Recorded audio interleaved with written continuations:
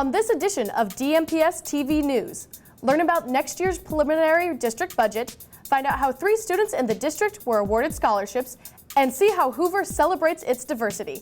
Stay tuned for all of these stories and more. Hi, and welcome to this edition of DMPS-TV News. I'm your host, Alita Carpenter. We'll start off with a quick review of stories that we've covered extensively since our last episode. First, Tom Ahart became superintendent of Des Moines Public Schools on March 12, 2013. He was appointed interim superintendent in May of 2012 and associate superintendent of the school district in July of 2011. We appreciate his continued efforts and achievements in Des Moines schools, and we look forward to the many great things to come. Secondly, you may have heard that Findlay opened its doors to Academy Award-winning actor Forrest Whitaker as a part of the President's Turnaround Arts program. And finally, for the second consecutive year, the U.S. Environmental Protection Agency has named DMPS as an Energy Star Partner of the Year. It was awarded for strategically managing and improving the energy efficiency of the district's entire building portfolio. Des Moines Public Schools is also the only school district in the nation to be a repeat recipient of the award this year.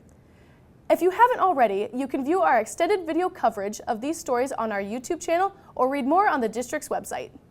Des Moines Public Schools held public forums to discuss the district's preliminary fiscal year 2013-2014 budget. The forums provide an opportunity for the public to learn about the proposed budget.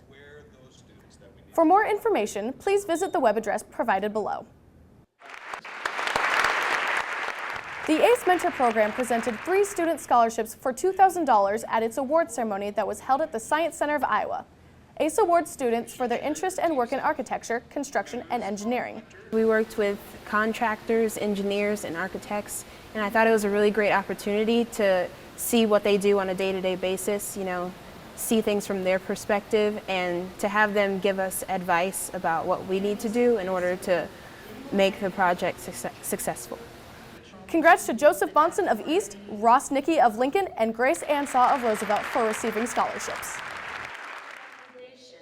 Weeks Middle School held the first induction ceremony of its newly activated chapter of the National Junior Honor Society.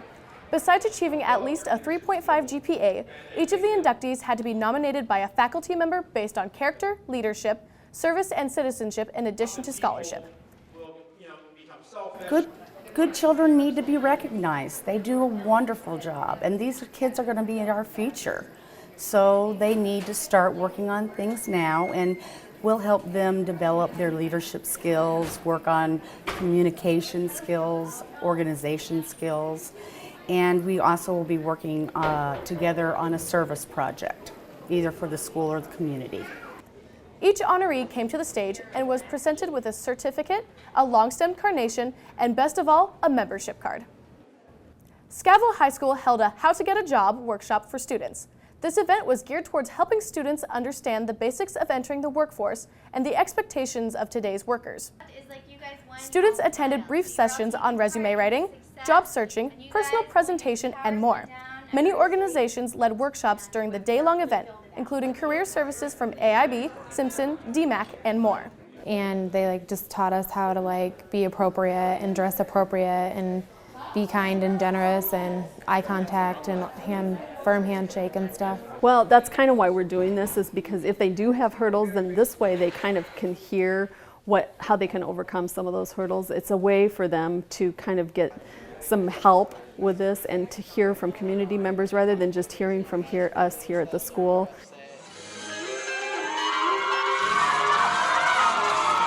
With more than 30 nationalities represented by their student population, Hoover has been called the most diverse school in Iowa.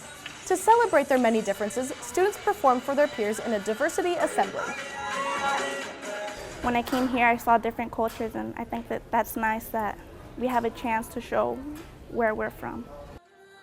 The event was organized by the school's Spirit Council, which is working to improve student relations and cultures by celebrating the diversity of student body.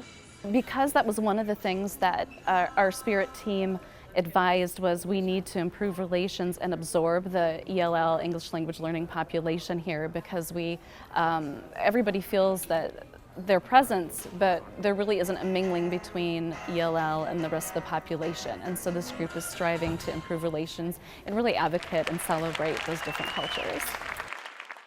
The Lincoln High School ambassadors have partnered with Meals from the Heartland to participate in a food packaging event held in the school's commons area. The ambassadors raised more than $3,500 for Meals from the Heartland, which funds the packaging of more than 17,000 meals for people in underdeveloped nations. They learn that giving back is an important thing. When they give back, they also get a lot out of it themselves. They've learned that their service does matter and that it's vital, it's necessary to the success of our school and our community. Well, that's all we have for you on this edition of DMPS TV News. I'm your host, Alita Carpenter. Thanks for watching.